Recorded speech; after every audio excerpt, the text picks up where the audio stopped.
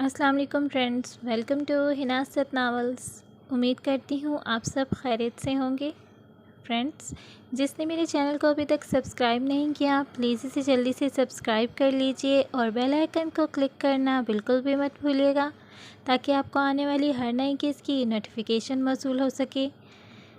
Friends, آپ نے دو couples jail اور عبیرہ، نشا اور فردان، ان دونوں کی سٹوریز کو بالکل بھی رسپانس نہیں دیا، اس لیے میں نے ان دونوں کی سٹوریز کو پچھلی کچھ اقساط میں ہی ختم کرنے کا فیصلہ کر لیا تھا، اور میں صرف چودھری محتشم اور دلاویز رانا کی سٹوری اگر آپ کو انٹرسٹنگ لگ رہی تھی تو میں نے اسی کی طرف بڑھنے کا سوچا ہے، اور یہ کہ سیکنڈ لاسٹ ہے، اس میں صرف چودھری محتشم اور دلاویز رانا کی ہی بات ہوگی، اور لاسٹ کی اس میں بھی ان کی سٹوری کا ہی اینڈ ہوگا۔ باقی دونوں کی کپلز کی سٹوریز کو میں نے وہیں پہ چھوڑ دیا تھا کیونکہ مجھے بالکل بھی رسپانس نہیں مل رہا ہے اس ناول پہ، اس لیے میں اس ناول کا اختتام کر رہی ہوں اسی کپل کے ساتھ۔ تو آئیے بنا وقت ضائع کیے چلتے ہیں آج کی قسط کی جانب۔ ناول عشق میں گھائل، قسط نمبر 17، سیکنڈ لاسٹ۔ چھوٹی چودھری پر اثر ہو گیا ہے کسی برے سائے کا۔ آنکھیں نہیں دیکھی تھی ان کی، کس طرح رنگ بدلا تھا۔ ہاں، لگتا ہے جنگل میں اس رات کوئی چڑیل چمٹ گئی ہو۔ وہاں پر جتنے لوگ جمع تھے اتنی ہی باتیں کر رہے تھے۔ اس کی اچانک اس طرح بے ہوش ہو جانے کی وجہ سے ان کی دھیمی دھیمی چہم گوئیاں آہستہ آہستہ بڑھنے لگی تھیں۔ ہارون رانا بخوبی سب سن چکے تھے۔ وہ فوراً سے بیشتر فیصلہ کر چکے تھے۔ اب وہ کسی بھی حال میں چودھری محتشم سے اپنی بیٹی کا نکاح نہیں کریں گے۔ آخر کو وہ ان کی اکلوتی بیٹی تھی، وہ اس کی جان خطرے میں نہیں ڈال سکتے تھے۔ چودھری صاحب، معذرت، میں اپنی بیٹی کو یہاں سے لے کر واپس جا رہا ہوں۔ اب میں اس کا نکاح یہاں نہیں کر سکتا۔ ہارون رانا نے لمحوں میں فیصلہ کرتے سارے لوگوں کے سامنے اونچی آواز میں کہا تو چودھری صاحب نے چونک کر انہیں دیکھا۔ آپ ایسا کیسے کر سکتے ہیں؟ آخر کو میری بھی کوئی عزت ہے، آپ اس طرح عین وقت پر انکار نہیں کر سکتے۔ اٹھو محتشم، اٹھ کر نکاح پڑھو۔ انہوں نے ٹیبل پہ پڑا ہار اٹھا کر محتشم کے گلے میں ڈالا اور اسے اٹھایا تو جیسے ہوش میں آیا اور سب کو اپنے ارد گرد کھڑے دیکھ کر معاملے کو سمجھنے کی کوشش کرنے لگا۔ اسے اپنا سر بہت بھاری محسوس ہو رہا تھا۔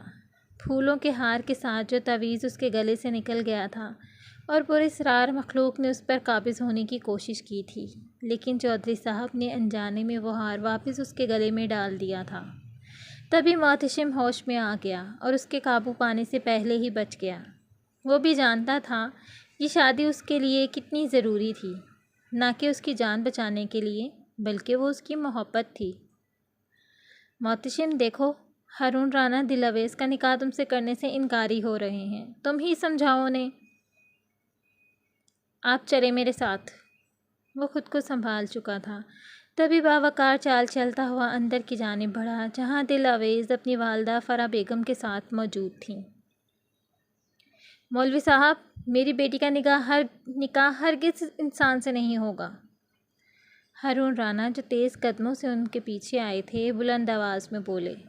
دلاویز نے جھٹکے سے سر اٹھایا، جس کی وجہ سے اس کی گھونگھٹ کی صورت میں اوڑھا گیا زرتار آنچل ڈھلک کر شانوں پہ آن گرا۔ وہ بھی ٹھٹک گئی اس اچانک پڑی افتتاحت پر۔ ہارون رانا تیزی سے آ کر دلاویز کے سامنے ایسے کھڑے ہو گئے جیسے سیسا پلائی دیوار۔ چودھری محتشم چہرے پہ پتھریلے تاثرات سجائے شعلہ بار نگاہوں سے انہیں گھور رہا تھا۔ اسلحہ سے لیس گارڈ اس کے پیچھے موجود تھے۔ مولوی صاحب، نکاح شروع کریں۔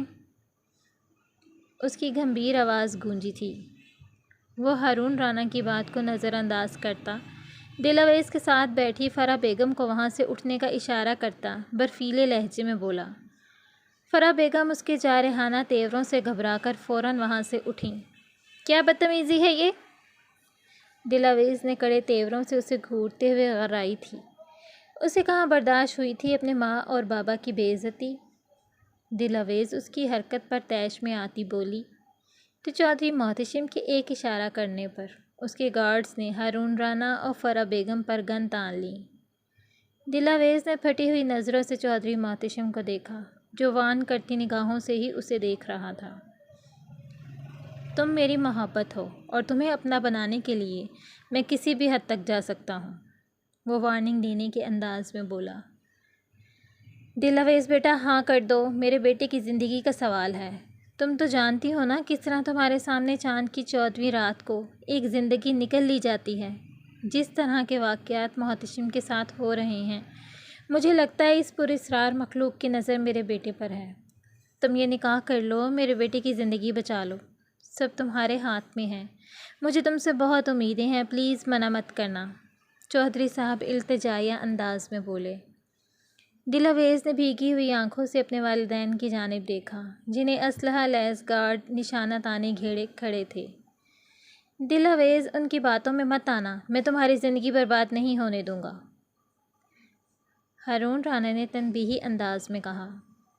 ہم اپنی بیٹی کا نکاح تم سے نہیں کرنا چاہتے، چھوڑ دو ہمیں، جانے دو یہاں سے، فرح بیگم بھی بولی تھیں۔ سب لوگ خاموش تماشائی بن کر کھڑے تھے، کوئی بھی ان کی بات میں بول کر اپنی جان کو خطرے میں نہیں ڈالنا چاہتا تھا۔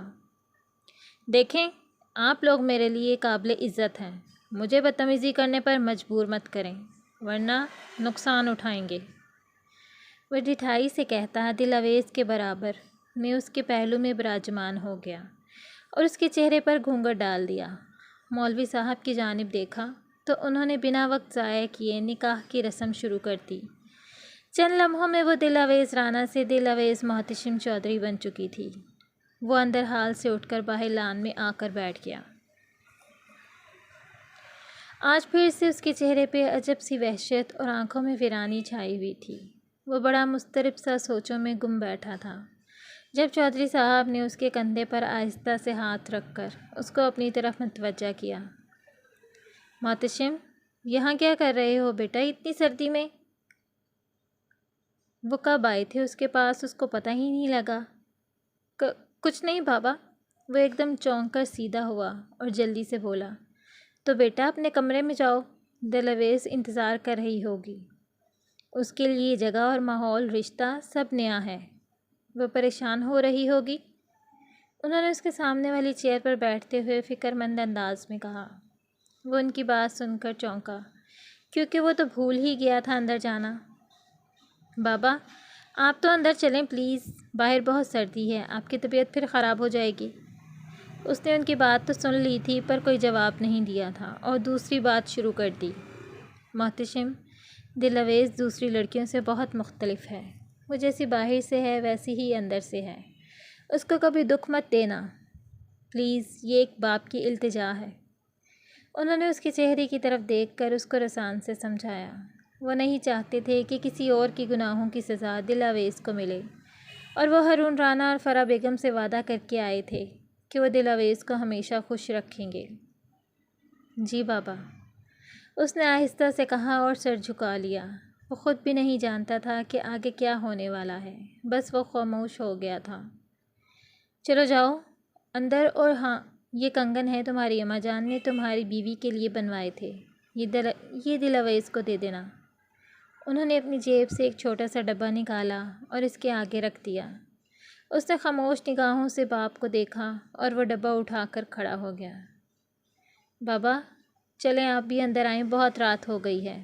چودھری صاحب بھی اس کے ساتھ ہی کھڑے ہو گئے، پھر دونوں نے ایک ساتھ ہی اندر کی طرف قدم بڑھا دیے۔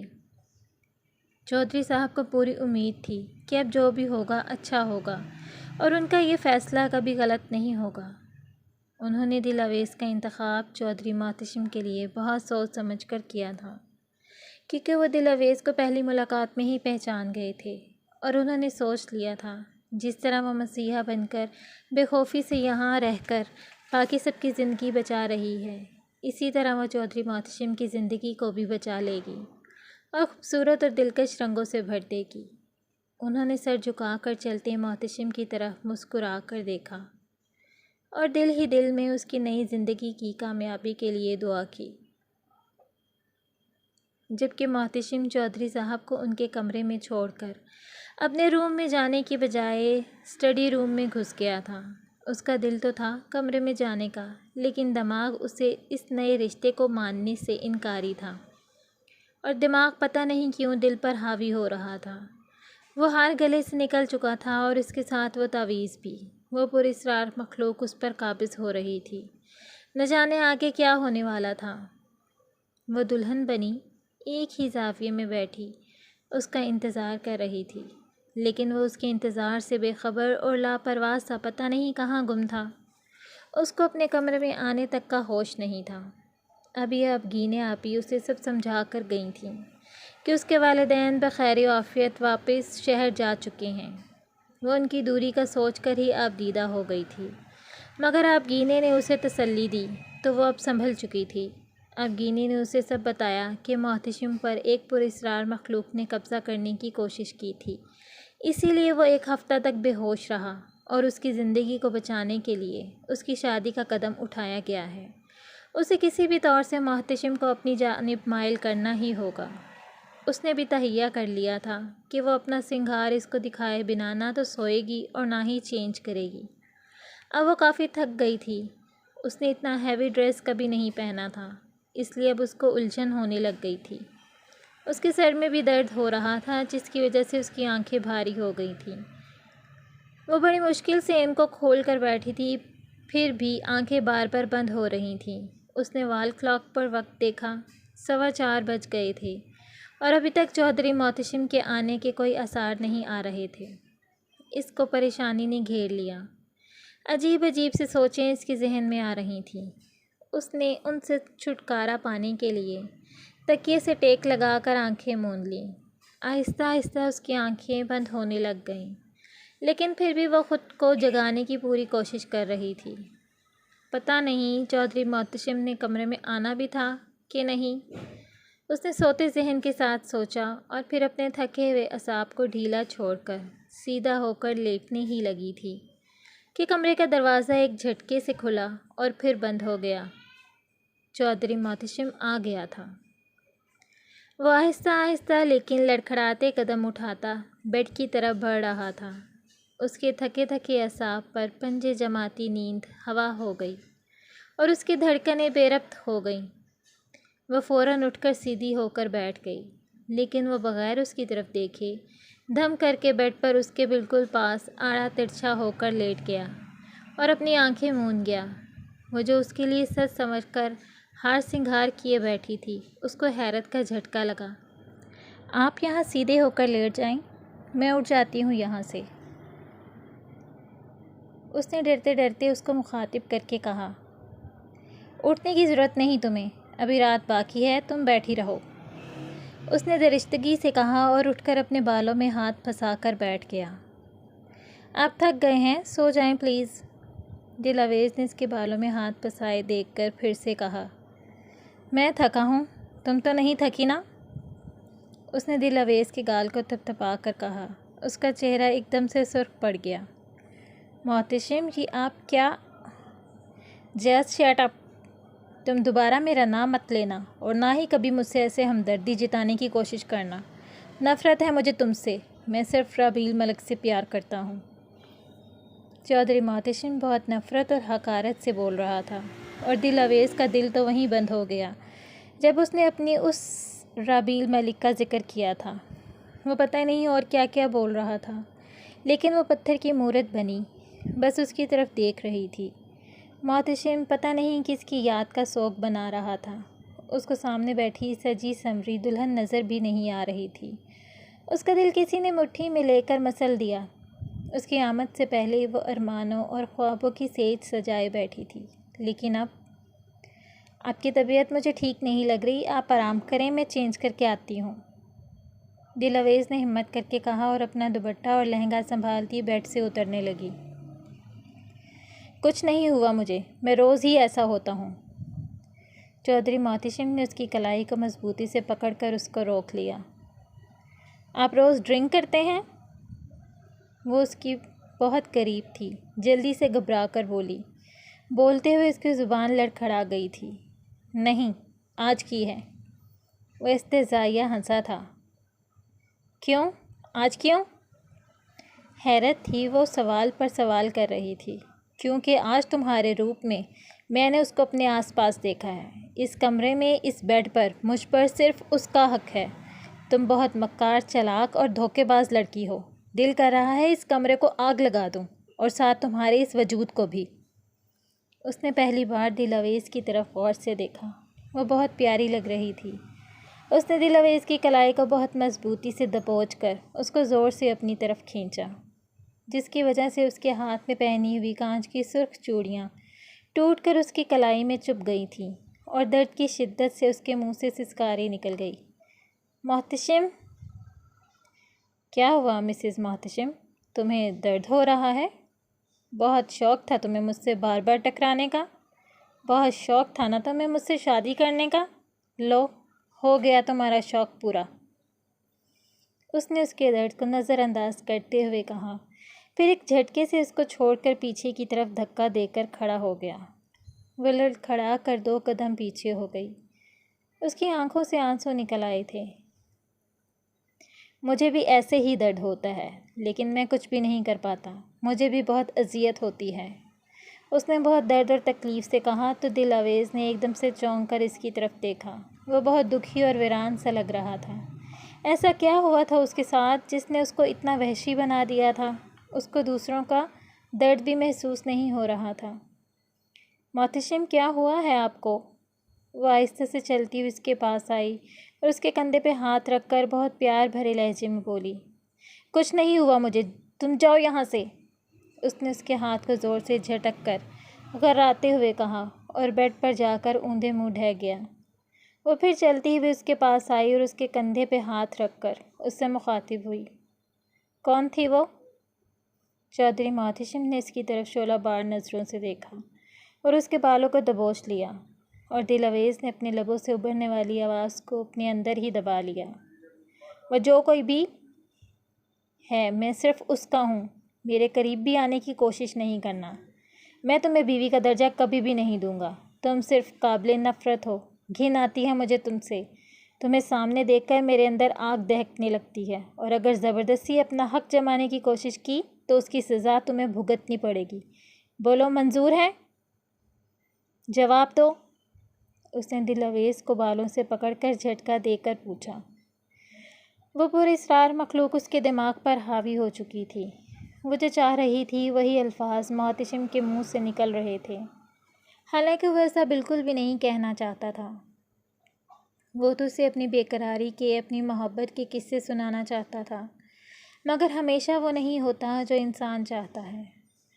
اگر آپ کے اندر لگی آگ ایسے ہی بجھ سکتی ہے تو میں تیار ہوں سب جھیلنے کے لیے، بجھا لیں اپنے اندر بھڑکتی آگ کو، مارے مجھے، میں سب کچھ سہوں گی، آپ نکال لیں اپنا سارا غبار۔ اس نے درد کو ضبط کرتے ہوئے کہا اور اس کو کھلی چھوٹ دے دی۔ چودھری محتشم نے بھی اس کی چھوٹ کا بھرپور فائدہ اٹھایا اور اسے اپنی وحشت کا نشانہ بنا کر، وہ زیادہ تو نہیں لیکن چند پل کے لیے پرسکون ہو جانا چاہتا تھا۔ ایسا وہ نہیں اس پر حاوی مخلوق چاہتی تھی، لیکن دلاویز کی نرم دلی، اس کے چہرے کی معصومیت، اس کی آواز، اس کی باتیں چودھری محتشم کے دل کو چھو رہی تھیں۔ اس پراسرار مخلوق کا بچھایا گیا جال ٹوٹ رہا تھا۔ ایک لمحے کو وہ پیار و محبت سے پیش آتا، نہایت نرمی سے اس پر اپنی شدتیں لٹاتا، اور ایک ہی پل میں اسے اذیت ناک درد دیتا، اسے اپنی وحشت کا نشانہ بناتا۔ دلاویز سمجھ نہیں پا رہی تھی اس کی دوہری شخصیت کو، وہ پل میں تولا، پل میں ماشا۔ وہ سو چکا تھا۔ دلاویز نے تعصب سے اس کو دیکھا اور پھر اپنے آپ کو۔ اس کے آنسو پھر بہنے لگ گئے۔ اس کا دل پہلی ہی رات میں ٹوٹ گیا تھا۔ ابھی تو اس کی آنکھوں نے سپنے سجانے شروع کیے تھے، ابھی تو اس کے دل نے اس کے نام سے دھڑکنا شروع کیا تھا، لیکن یہ سب… وہ خود کو گھسیٹ کر باتھ روم تک لے گئی۔ وہاں اس نے خود کو لہنگے سے آزاد کیا اور سمپل سا سوٹ پہن کر باہر آ گئی اور بیڈ کی دوسری طرف آ کر لیٹ گئی۔ اس کے ہاتھ پر چوڑیوں سے لگنے والے زخم میں اب بھی درد ہو رہا تھا، اور درد تو اب اس کے دل میں بھی ہو رہا تھا، جس کو برداشت کرنا شاید اب اس کا مقدر بن چکا تھا۔ صبح فجر کی اذان کے کچھ دیر بعد اس کی آنکھ کھلی تھی۔ وہ دلاویز کو اپنے اتنے قریب سوئے دیکھ کر ٹھٹک گیا۔ غصے سے اس کے ماتھے پر بل پڑ گئے اور اس کی رگیں تن گئیں۔ اس کو رات کا کو کیا ہوا تھا وہ سب کچھ یاد آنے لگا۔ اسے خود پر غصہ تھا، وہ اپنی محبت اپنی دل آویز کے ساتھ ایسے کیسا کر سکتا تھا؟ مگر کیا کرتا، اس کا خود پر اختیار ہی نہیں تھا۔ کسی نے اسے دل آویز سے دور رکھنے کی بہت کوشش کی تھی۔ وہ اس کے قریب رہنا چاہتا تھا، اس سے پیار سے پیش آنا چاہتا تھا، مگر جب اس نے اپنے دماغ کی سننے کی بجائے دل کی سنی تو نہ جانے کیسے اس کے ہر عمل میں وحشتیں بھر گئی تھیں۔ اس نے ایک جھٹکے سے اپنے اوپر سے کمبل اتارا اور بیڈ سے اٹھ گیا۔ دل آویز ہلکا سا کسمسائی اور پھر کروٹ بدل کر سو گئی۔ وہ چلتا ہوا کھڑکی کے پاس آیا اور کھڑکی کے پٹ کھول کر کھڑا ہو گیا۔ ایک سرد ہوا کا جھونکا اس سے ٹکرایا، لیکن پھر بھی اس پر اس کا کوئی اثر نہ ہوا، کیونکہ اس کے اندر لگی آگ بجھانے کے لیے یہ سرد ہوا کا جھونکا بھی کم تھا۔ وہ سوچوں میں گم پہلے کی طرح اب بھی نہ جانے کتنی دیر ایسے ہی کھڑا رہتا اگر دل آویز اس کو مخاطب نہ کرتی۔ میں نے نماز پڑھنی ہے، پلیز بتا دے جائے نماز کہاں ہے؟ اس نے چونک کر پیچھے کھڑی دل آویز کو دیکھا، جو کہ نارمل بیہیو کر رہی تھی۔ اس کو پتہ بھی نہیں لگا تھا وہ کب اٹھ کر وضو کر کے آئی اور کب اس کے پیچھے آ کر کھڑی ہو گئی۔ وہ ادھر وارڈروب میں دیکھو، اس نے سنجیدگی سے کہا اور کھڑکی بند کر کے وہاں سے ہٹ گیا۔ وہ اس کا سامنا کیسے کرتا، جو بھی رات اس نے اس کے ساتھ کیا تھا؟ وہ نظریں چرا رہا تھا۔ جی ٹھیک، اس نے بھی آہستہ سے کہا اور پیچھے مڑ گئی، لیکن وہ اس کا جواب سننے سے پہلے ہی باتھ روم میں جا چکا تھا۔ آج ان کا ولیمہ تھا۔ ولیمے کی 2 تقریب رکھی گئی تھیں، ایک گاؤں میں اور دوسری شہر میں۔ گاؤں میں ولیمے کی تقریب دن میں تھی، اس میں گاؤں کے لوگوں کو مدعو کیا گیا تھا، اور دوسری تقریب رات کو تھی، اس میں بھی وڈیروں، سرداروں، جاگیرداروں اور شہر کے بڑے بڑے بزنس مین لوگوں کو مدعو کیا گیا تھا۔ چودھری محتشم نے اپنے کسی بھی دوست کو نہیں بلایا تھا۔ دل آویز نماز پڑھ کر فارغ ہوئی تو دوبارہ بیڈ پر آ کر بیٹھ گئی۔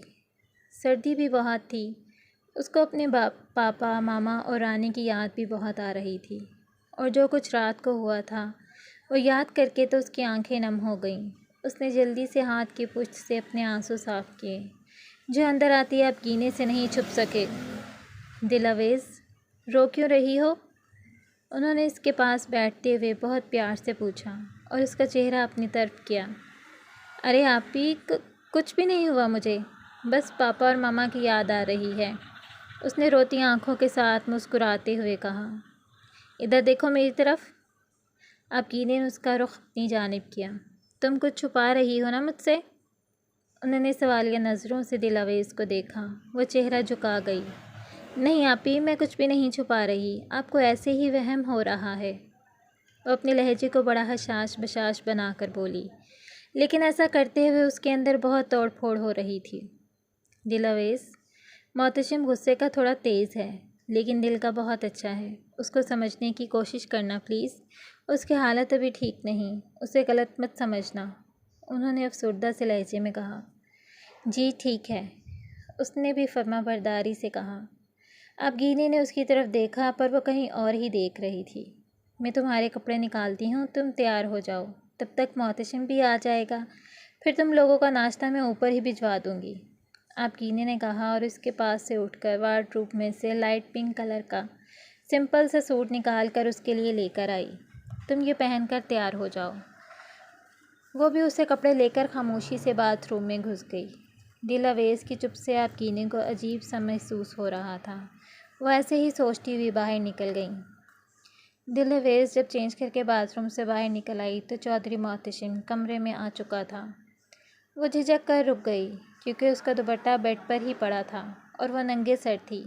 اس کو بہت عجیب سا لگا، لیکن پھر بھی اس کو آنا ہی تھا۔ وہ جلدی سے آگے بڑھ کر اپنا دوپٹہ اٹھانے لگی تو محتشم نے اس کے دوپٹے کا کونا پکڑ لیا۔ وہ اس کی یہ حرکت دیکھ کر ششدر رہ گئی اور پھر سوالیہ نظروں سے اس کی طرف دیکھنے لگی۔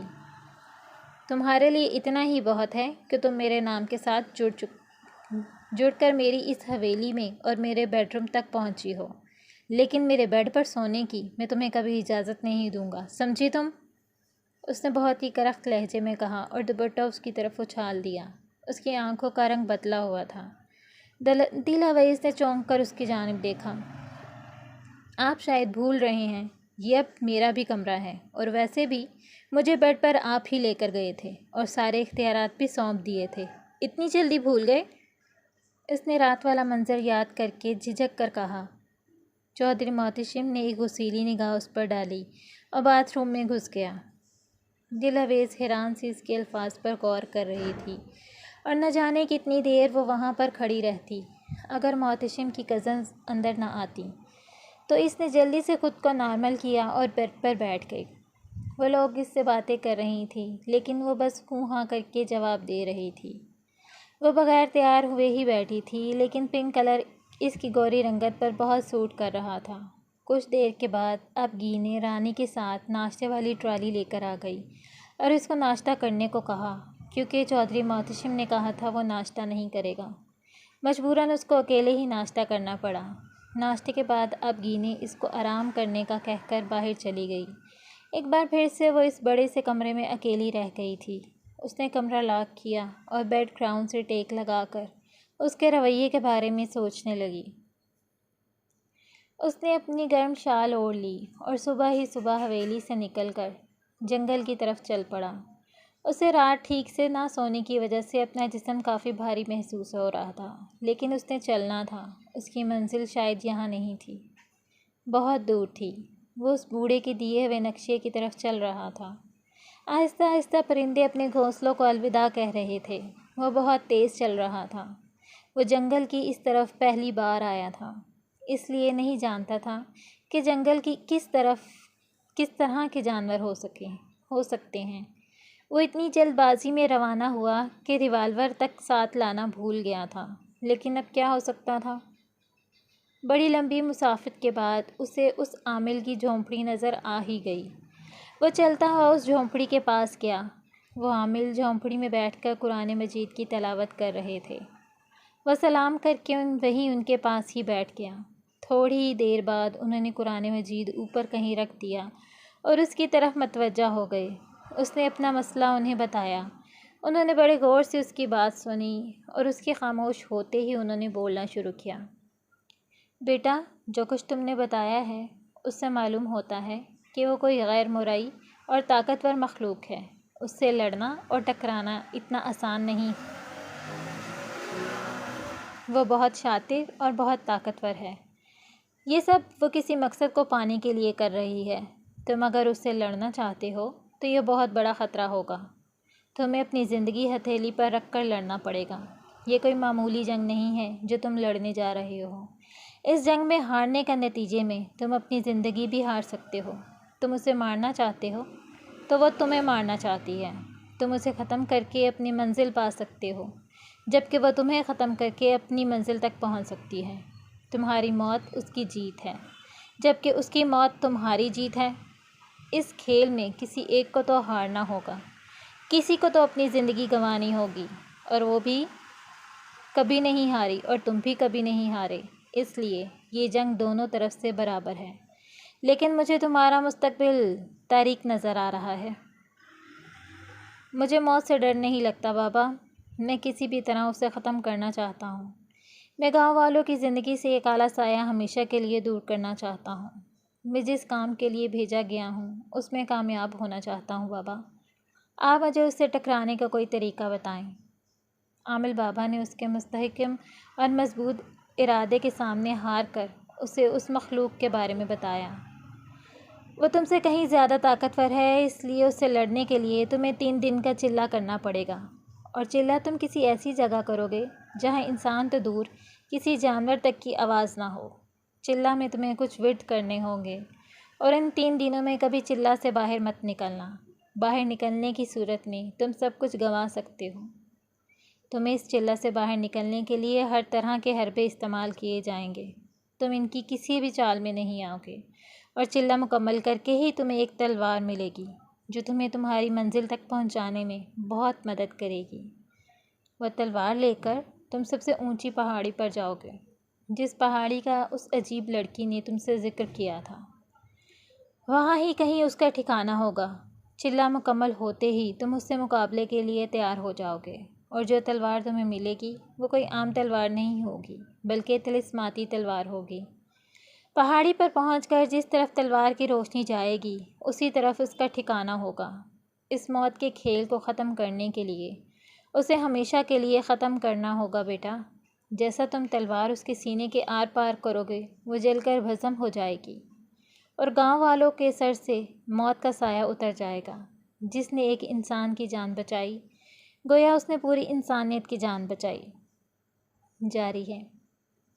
ڈیئر ریڈرز، کیسی لگی آپ کو آج کے اس کمنٹ سیکشن میں اپنی رائے سے ضرور نوازیے گا، اور لاسٹ قسط میں انشاءاللہ دیکھیں کیا کرتے ہیں، کون جیتے گا کون ہارے گا، کہانی کا اختتام کس طرح کا ہوگا، آپ ضرور بتائیے گا، اپنی رائے ضرور دیجیے گا۔ آپ کی رائے کی منتظر آپ کی ادنیٰ رائٹر ہنا سعد۔ انشاءاللہ جلدی ہی ملتے ہیں نیکسٹ قسط کے ساتھ، تب تک اپنا بہت سا خیال رکھیے گا۔ اللہ حافظ۔